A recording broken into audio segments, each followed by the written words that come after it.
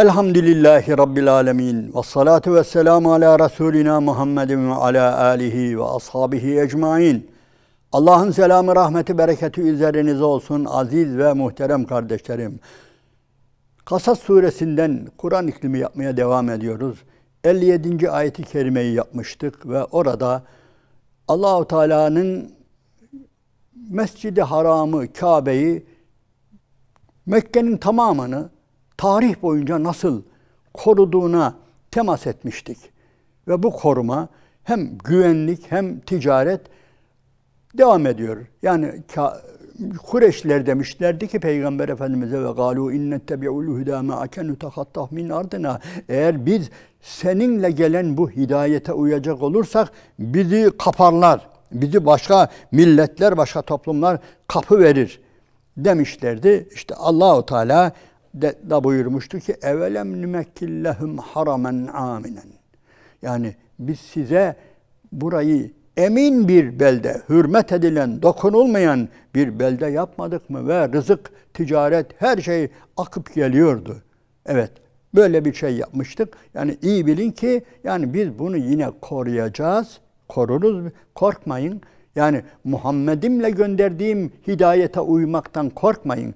Başınıza bela hiçbir şey gelmez anlamındadır bu ayeti kerime. Fakat işte insanların çoğu bunu bilmiyorlar. Devam edelim. Bismillahirrahmanirrahim. Ve kem ehlekna min qaryetin batırat maişeteha. Yani siz var ya böyle güzel ticaretimiz var. Her şey yolunda falan diye buna da fazla güvenmeyin ha. Yani nedir? Biz nice toplumları helak ettik ki yani gerçekten onların her şeysi, özellikle maddeleri, dünyaları yani kendilerini şımartacak kadar maddeleri vardı. Ama ne oldu? Ve kem ehlekna min qaryetin batırat maişeteha. Yani onların yaşantıları öyle şımarık yaşantıları vardı ki, göz kamaştıran yaşantıları vardı ki ne oldu? Biz onları helak ettik. İşte nedir? Fetilke mesakinuhum. İşte yerleri, yurtları. Özellikle Arapların, Mekkelilerin bu ticaret esnasında şahit oldukları 2-3 tane helak olan Ad ve Semud kavimleri vardır. Biraz daha yukarıya çok çıkınca da Lut kavminin yani harabeleri vardır ki onların hepsi varlıktan şımarmış toplumlardı. Yani biz yerine göre helaki hak eden, helak olmayı hak eden toplumları bütün ticaretlerine, bilmem nelerine rağmen ne yaparız? Yani onları helak ederiz. Önemli olan nedir? Allah-u Teala'ya kulluk etmektir. Önemli olan ticaretin bozulması değildir. Yani ticaretimiz bozulmasın diye benim Muhammed'ime uymuyorsunuz, korkuyorsunuz, başımıza işler gelebilir diye. Ama iyi biliniz ki yani önemli olan nedir? Önemli olan hak üzere, Allah'ın dini üzere olmaktır. Eğer bu olmadığı takdirde biz nice toplumları helak ettik ve siz onları ne yapıyorsunuz? Görüyorsunuz, farkındasınız, biliyorsunuz. Sizin yabancınıza gelmez. Fetilke mesakinuhum len tusken min ba'dihim. Bakın ondan sonra oralarda da yani fazla birileri de oturmadılar. Muhterem kardeşler, ilginçtir. Tarihte bir şeye daha şahit oluyoruz ki helak edilen toplumların, kasabaların, memleketlerin yerine aynı yerden yine kalıp devam etmiyorlar. Anlıyorlar. Oranın kötü bir yer olduğunu. O meskenin, o yurdun, o toprağın artık uğursuz bir toprak olduğunu kabul ediyorlar. Ve orada şey yapmıyorlar, durmuyorlar. Yer değiştiriyorlar. Hangi niyetle olursa olsun ama yani kendilerinden sonra ne oluyor? Oralarda fazla oturan olmuyor ve kunna nahnul varisin. Oralara biz varis oluyoruz diyor Allahu Teala'da. Bu da çokça açıklanması icap eden bir kelimedir. Evet muhterem kardeşler, bir ayeti kerime daha var. Bu ayeti kerime de benim üzerinde çok durduğum, düşündüğüm bir ayeti kerime, düşünülmesi gerektiğine inandığım bir ayeti kerime. Elbette bütün ayeti kerimeler böyledir ama Bismillahirrahmanirrahim. وَمَا كَانَ رَبُّكَ مُهْلِكَ الْقُرَى. hatta yeb'ase fi ummiha rasulen yetlu aleyhim ayatina. Senin Rabbin diyor, bir memleketi durup dururken hemen helak etmedi. Etmez. Ne yapar ya? Ne zaman helak eder? Burası çok önemli. Dikkat edin, burada hemen belki aklınıza şey gelecek. İşte onlar gavurluk yaparlar, zulüm işte. Tamam, o var da fakat bir şey daha söylüyor. Ve ma kana rabbuke muhlikel kura hatta yeb'ase fi ummiha rasulen yetlu aleyhim ayatina. Ta ki o memleketin ana meydanına rasullerimiz varıp Allah'ın ayetlerini okumadan bir memleketi helak etmez Rabbimiz. İyi düşünelim şimdi. Demek ki madde bir, peygamberler memleketlerin en büyük meydanına varıyorlar. Yani bu ne demektir? Bir memleketin en önemli merkezi, meydanı, başkenti nedir? Oraya varacak. Ve oraya gönderilecek ve orada Allah'ın ayetlerini insanlara tilavet edecek, okuyacak. Ey insanlar! Ben Allah'ın Resulüyüm ve o Allah size şöyle şöyle buyuruyor diye ayet-i kerimeleri okuyacak. Ondan sonra helak olacaklar inanmadıklarından dolayı. Demek ki madde bir, peygamberler kıytırık köylere, köşelere, ücra mahallelere değil, her ülkenin, her memleketin en ciddi ortasına, baş şehrine, mekanına, oraya varacaklar ve orada net bir şekilde Allah-u Teala'nın ayetlerini insanlara duyuracaklar. Efendim bundan bize ne? Yani işte gelmiş geçmiş öteki peygamberler falan. Hayır. Biz de buradan çok şey alacağız. Nedir? Demek ki peygamberler baş şehirlere gelir. Baş şehirde ne vardır? Krallar vardır, Nemrutlar vardır, Firavunlar vardır, zalimler vardır. Liderler oradadır. Bütçe oradadır. Hazine oradadır. Ordu oradadır. Ticaret oradadır. Hepsinin merkezine varıyor peygamber. Yani hiçbir peygamber, hiçbir ülkenin söylediğim gibi hiç stratejik olmayan basit bir köyüne, bir kasabasına varıp da orada peygamberlik yapmıyor. Bunu neden diyorum? Bazen yani hem İslam adına çok şey yaptığını iddia ettikleri halde yani ülkelerin asıl ana damarlarına temas etmeyenler, onlarla muhatap olmayanlar, bizzat Firavunlarla, Nemrutlarla yani muhatap olmayanlar, onlara bir şey söylemeyenler, yani kendilerini tebliğ ettiklerini zannetmesinler. Eğer tebliğe muhtaçsa zalimler orada dura. Yani düşünebiliyor musunuz? Yani bu konu üzerinde ben epeyce durdum da şimdi Firavun olacak. Bir Firavun olacak. Bütün milleti kendisine taptıracak. Efendim ben sizin ene rabbukumul ala, ben sizin yüce Rabbinizim diyecek. Bir Musa gelecek, bir köye varacak. Orada yalan söylemeyin, içki içmeyin, efendim şunu yapmayın, bunu yapmayın falan. Böyle bir Musa olabilir mi? Yani Allah-u Teala'nın kanunlarına bir bakar mısınız? Allah-u Teala zaten doğrudan doğruya izheb ila firavune buyuruyor. Mısır'da sadece Firavun mu gavurluk yapıyordu?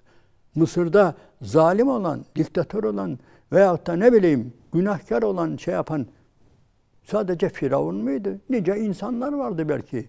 Nice insanlar vardı ve onlar da kendilerine göre yani peygamberlerin getirdiği davalara ters düşen günahlar içerisinde yüzüyor olabilirler. Öyle değil mi? Ama Allah-u Teala hayır. İzheb ila firavun. Burada da öyle söylüyor. Biz bir memleketin ana meydanına diyor. Fi ummiha rasulen. Yani onların ana meydanına Resul göndermeden ve o Resul de Allah'ın ayetlerini onlara tilavet etmeden onları helak etmez. Helak edici değildir. Ve ma kana rabbuke liyuhlikel gura hatta yeb'ase fi ummiha rasulen yetlu aleyhim ayatina. Kardeşler, üzerinde iyice, yani çok büyük bir alim olmaya gerek yok. Sadece eğer biraz dil bilgisi kurallarını bilirsek, hangi dilin olursa olsun, yani üzerinde çok şeyler düşünürüz. Çünkü Allahu Teala hiçbir kelimeyi böyle fazladan kullanmaz. Veya öyle o kelime olmasa bile, hayır, eğer bir yerde bir kelime kullanıyorsa Allahu Teala, onlara dikkat edeceğiz. Demek ki onlara Allah'ın ayetleri de iyice tilavet edilecek. Onlar da onu reddedince onlar kafir olmayı, kafir damgasını yemeyi ve helak olmayı ne yapacaklar? Hak edecekler. Ama bugün böyle bakıyoruz ki daha hiçbir yere net ve berrak bir şekilde Allah'ın hükümleri, ayetleri haykırılmadan, hem de yetkili insanlar tarafından, bilen insanlar tarafından haykırılmadan başka şeyler yapmayı, hemen o merhaleyi atlayıp başka şeyler düşünmeye çalışıyoruz ki bu davet ve tebliğ kanununa da, Allah-u Teala'nın davet ve tebliğ usulüne, kanununa da nedir? Terstir, aykırıdır, uyuşmaz. Onun için yani her şey ortada. Demek ki bir ülkenin en yetkililerine, bütçesinin, askeriyesinin, yönetiminin, her şeysinin olduğu merkeze, yani Allah adına birileri varacak. Peygamber olmasa bile nedir? Ulema varacak ve onları bu şekilde ciddi anlamda çok net ve berrak bir şekilde uyaracak ki nedir? Allah'ın kanunu bu şekilde yerine gelmiş olsun. Evet muhterem kardeşler. Yine devam ediyor. Benzer bir parça daha var. Ve ma kunna muhlikil kura illa ve ehluha zalimun. Ve şunu da iyice biliniz ki biz eğer bir toplumu helak etmişsek onlar mutlaka zalimdirler. Zalimdirler. Burada ilginçtir, yine zalim kelimesini kullanıyor. Yani zulmederken, onlar zalimken biz onları helak ederiz. Buradan alimlerimizin bir kısmı kafirken demiyor. Yani hani aramızda bir söz var, çokça dolaşır. Büyük anlamda, genel anlamda doğrudur. Allahu Teala yani küfre müsaade eder de zulme müsaade etmez diye konuşuruz. Bu doğrudur. Bu ayet-i kerimelerden çıkarılmıştır. Yani küfre kafir olan, kafirlikte devam eden bir takım toplumlara Allahu Teala müsaade eder. Ama zulme müsaade etmez. Zulüm ebedi değildir ve Allahu Teala bir yerde onlara durun der, önlerine çıkar, onları gerektiği şekilde cezalandırır. Aziz ve muhterem müminler. Bunu bu şekilde bilelim. Ve buradan aslında kaymayalım da şöyle bir konuya da kayabiliriz.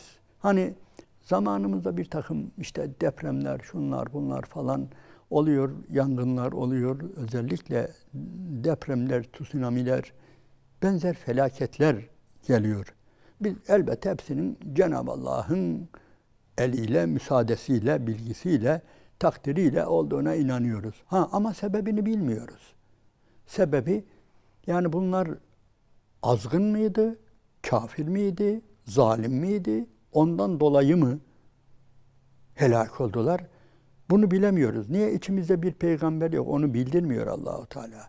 Belki başka bir şey de olabilir. Peki ne olabilir hocam? Yani bir yer eğer batıyorsa, felaket geliyorsa, yani ne olabilir? Olabilir. Ve lenebluvennekum bi şey'in minel havfi vel cu'i ve naqsın minel emmali vel enfusi vel semerat. Andolsun ki biz sizi nedir? Bir takım korkularla, açlıkla, ölümle, canlarınızdan, mallarınızdan almak suretiyle de biz sizi imtihan edeceğiz buyuruyor. Demek ki Allah-u Teala mümin olan bir topluma da denemek için, sabırlarını ölçmek için veya başka hikmetlerle ne yapar? Bela verir. Bela verebilir.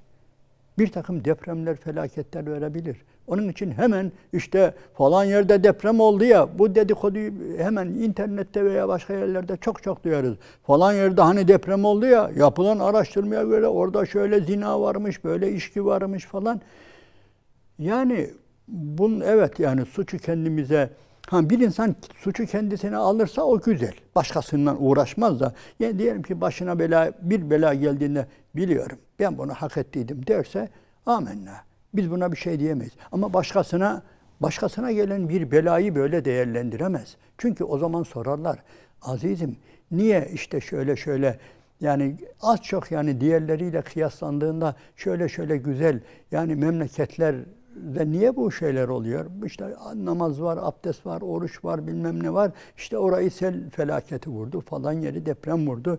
Ama bu arada işte dünyanın en adi, en böyle terbiyesiz, edepsiz bilmem kıyıları, köşeleri, bilmem Avrupa'nın falan yerleri, şuralar, buralar niye helak olmuyor diyebilir, öyle değil mi? Onun için biz konuşmamalıyız. Konuşmamalıyız. Niye? Sebebini bilmiyoruz. Allah-u Teala bir yere niye deprem verdi, niye sel felaketi verdi, niye bunları verdi bilemiyoruz. Ama şunu biliyoruz ki zalimleri mahveder. Zulüm devam ediyorsa Allah-u Teala onu bağışlamaz. Yani onların zulmün büyük bir kısmını daha dünyadayken hesabını görür. Ama söylediğimiz gibi nedir? Allah-u Teala çok şeyi ahirete erteler. Yani özellikle yani bir takım günahlar hemen onu sorarlar. İnsanımızda bu vardır. Maalesef derler ki efendim işte biz şöyle günah işleniyor. Niye cezalandırılmıyor falan. Allah-u Teala öyle mi dedi? Günah işleyeni hemen dünyada, ahireti niye yarattı? Cenneti niye yarattı? Cehennemi niye yarattı? Hemen bu dünyada. Yani çünkü buna benzer çok ayet-i kerimeler var. Ölev yuâhidullâhun nâse bizulmihim mâ tereke aleyhâ min dâbbetin velâkin yuâkhiruhum ilâ ecelin müsemmâ. Eğer Allah-u Teala acele etseydi, Allah-u Teala günahkarları cezalandırmakta acele etseydi taş üstünde taş koymazdı. Aynen böyle. Hemen Yasin-i Şerif'in bir önceki ayeti kerimesi. Tepesine bakın o Yasin şeysinde. Yani başka yerde de vardır. Nahl suresinde de vardır. Birçok surede Allah-u Teala'nın o zalimlere yani zalimlerin yaptığı zulümlerin de bir kısmını yani dünyada cezalandırmadan ahirete erteler. Onun için aziz ve muhterem kardeşlerim gerçekten bazen bilmeden konuşmamak lazım. Bunu koskoca hoca efendilere bakıyorum bazen maalesef. Yani işte onlar şöyleydi de onlar böyleydi de. Ya azizim öyle deme ya. Dünyanın en güzel yerlerinde bazen depremler oluyor, bazen tsunamiler oluyor, felaketler oluyor. Yani o zaman onlar demez mi? Ya Rabbi tamam bizim günahımız olabilir açık ama yani şu şehre bir bak hele, efendim falan memlekete bir bak hele, şu kıyılara bir bak hele, yani bir Akdeniz'e bir bak hele, Avrupa'ya bir baksana. Ya Rabbi yani Fransa'nın, İtalya'nın, şunun bunun şu kıyılarına bir baksana. Amerika'ya, efendim Brezilya, Meksika'ya. Yani oralarda yani Tayland, şunlar bunlar, buralar dünyada ahlaksızlığın zirvesinin yaşandığı yerler.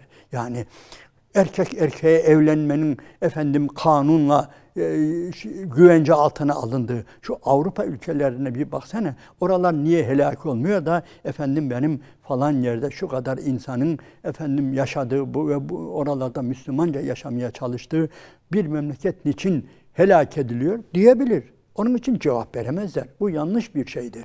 Ama suçu kendimize bulabiliriz. Başkasıyla uğraşmayın. Kendinizle uğraşın. Deyin ki ben biliyorum. Ben biliyorum.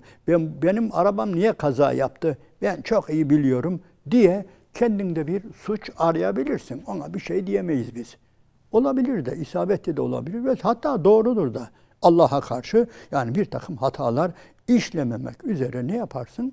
Yani bunu dile getirirsin. Bu güzel bir şeydir. Ama başkasıyla uğraşma. Başkası eğer bir trafik kazası yapmışsa ona burnunu sokma. Efendim onu ben biliyorum, o var ya o eksik tartarda bilmem neydi, şuydu buydu falan fişman. Yani bunlar yanlış şeylerdir.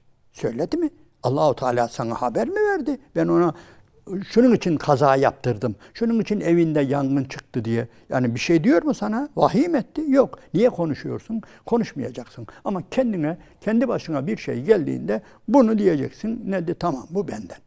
Ben biliyorum, ben iyi biliyorum ki ben Allah-u Teala'ya karşı bir takım yanlışlar yaptım, günahlar işledim. Allah-u Teala da elhamdülillah beni bu dünyada uyardı, bu dünyada bu cezayı verdi diye ne yaparsın? Böyle bir kanaata varabilirsin, bunu dile getirebilirsin. Evet, muhterem kardeşler, bu söylediğim şeyler gerçekten yani ülkemizde veya tanıdığımız çevrelerde çok çok dile getirilen yanlışlardır. İnşallah Teala kaldığımız yerden bundan sonraki sohbetimizde devam edeceğiz. Şimdilik Allah'ın selamı, rahmeti, bereketi üzerinize olsun.